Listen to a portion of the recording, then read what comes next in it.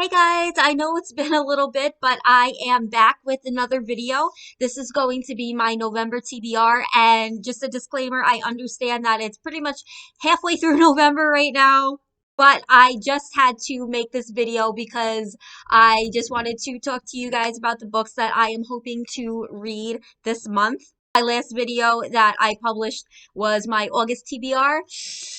Don't hate me, I didn't finish any of those books. Stuff came up. I also got lazy. So there are going to be a couple books from that video that I will be adding to this video as well because I do really want to read them, especially one of them. One of the books that I had on my August TBR that I'm going to talk to you about today was a library book, so I did have to return it, but I have it on hold, so it is going to be coming back to me. I promise I will be reading all of the books that were on that August TBR because I want to read all of them. I want to talk to you about all of them. I think that with the months coming up, I'm going to have probably at least one of those runoff books on the TBRs to come until I finish all of them, so don't worry. I will tell you my thoughts about them. But for now, I just have two of them on my TBR, and I know for a fact I'm only going to be reading one of them. We'll get into that more a little bit later, though. So first, I'm going to start off with the books that I definitely plan on reading because I have them on hold from the library. So I'm going to force myself to make sure I finish them by the end of the month because obviously I have a time limit. The first book is going to be Red Rising by Pierce Brown. It is the first book in the Red Rising saga. I'm really excited about this book. In this world, we are part of a society where people are put into different systems of caste based on the color of their blood. Our main character, Darrow, has red blood, so he is in the lower caste of society, and he and the other people who have red blood are kind of like slaves in the society, wanting justice and to put an end to this whole system that they are having to deal with. Daryl decides to infiltrate the Institute, which is kind of what I guess the ruling class of the society has, people who have gold blood. I just really think that this book sounds interesting. I'm really excited for it. So that is the first book on my TBR. The next book we have is Ordinary Monsters by J.M. Miro. This book takes place in Victorian London in the late 1800s and is about two kids who have special abilities that are being escorted north by two detectives because these kids are being hunted by a man made of smoke.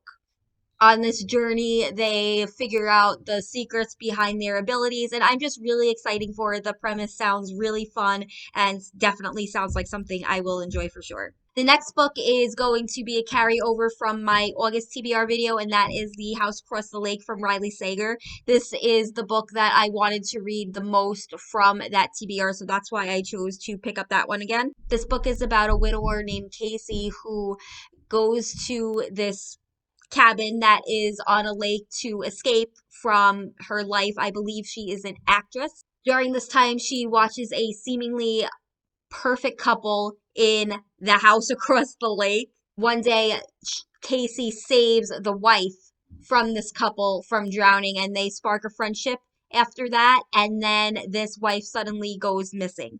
So that's the premise of this book from what I know. As I said in my last video for my August TBR, this definitely gives me Girl in the Train vibes, so we will see what I think about this book. Alrighty, so now we are going to move on to the books that I actually own. Pretty much, as I said, the three books from the library are the ones that I am going to be getting through this month for sure, because obviously there's a time crunch on them.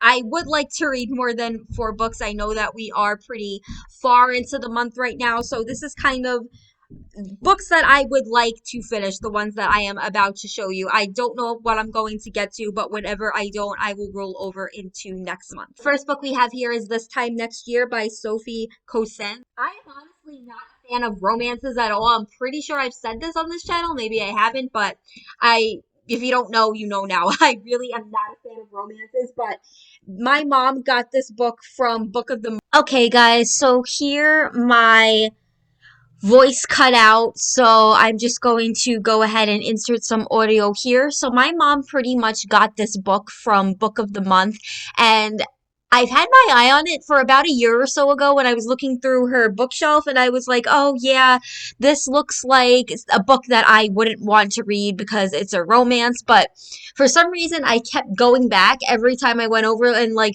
rereading the summary and thinking about reading the book.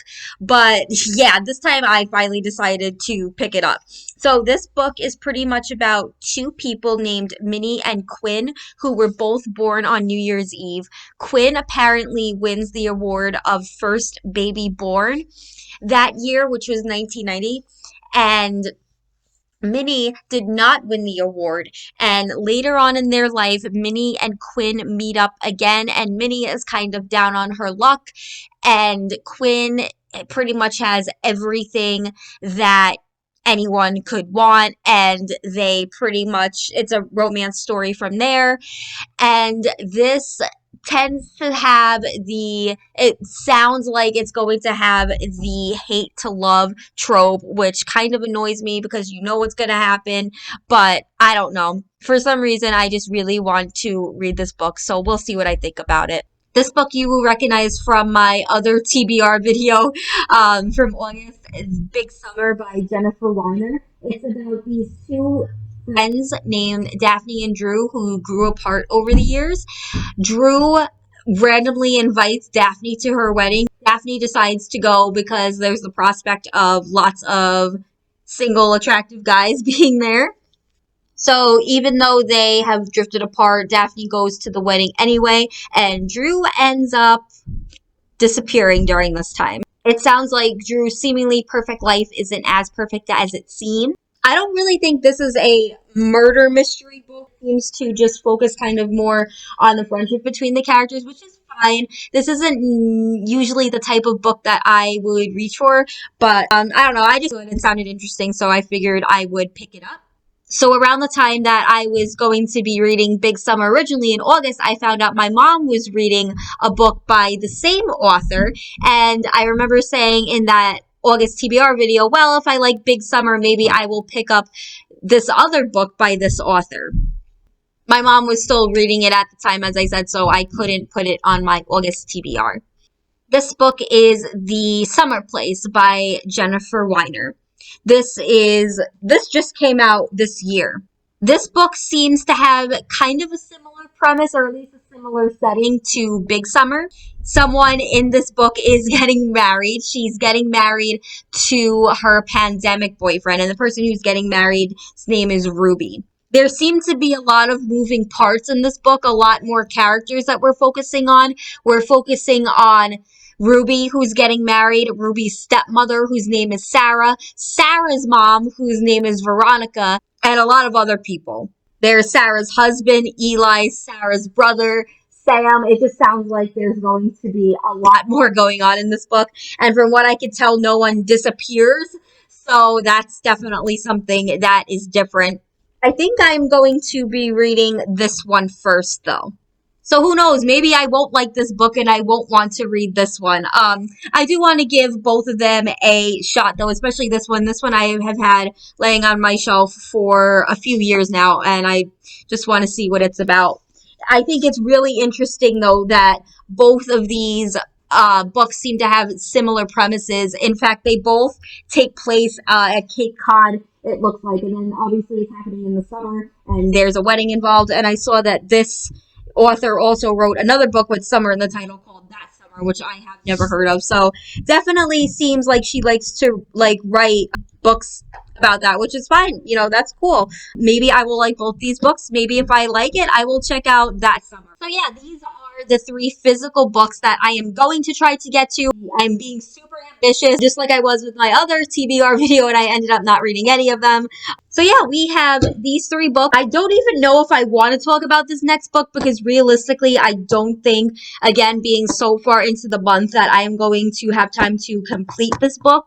But I am going to show it anyway because I do think that I am probably going to at least start it because I just want to read it so bad.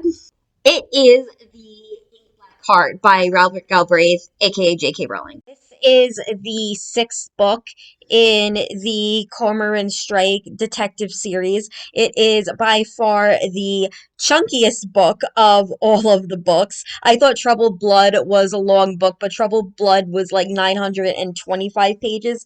This book is just a little over 1,000 pages, so it is going to be quite the read.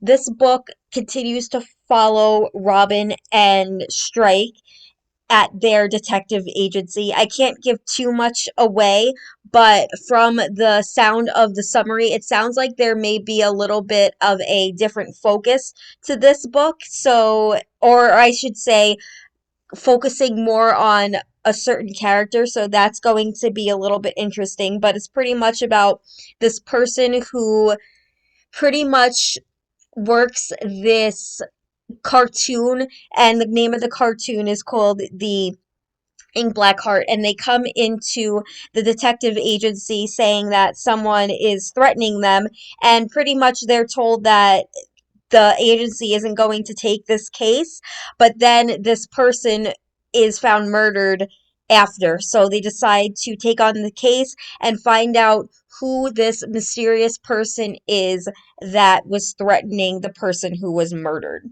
It's not that it takes me a long time to read these books, especially when I'm really into a book and I want to know what happens. I can just keep reading and really not do anything else. I remember I read Troubled Blood in just a matter of a few days, but I remember it was when I was off for a few days from work for Christmas in 2020, so I had the time to just sit down and read, but I am still worried that I might not be able to finish this in the short amount of time I would like before the end of the month. So we will see. Again, if I can't finish this book this month, it will go into next month. So yeah, let me know how you guys are getting along with your November TBR. Let me know if you read any of these books, and I will see you next month. Bye.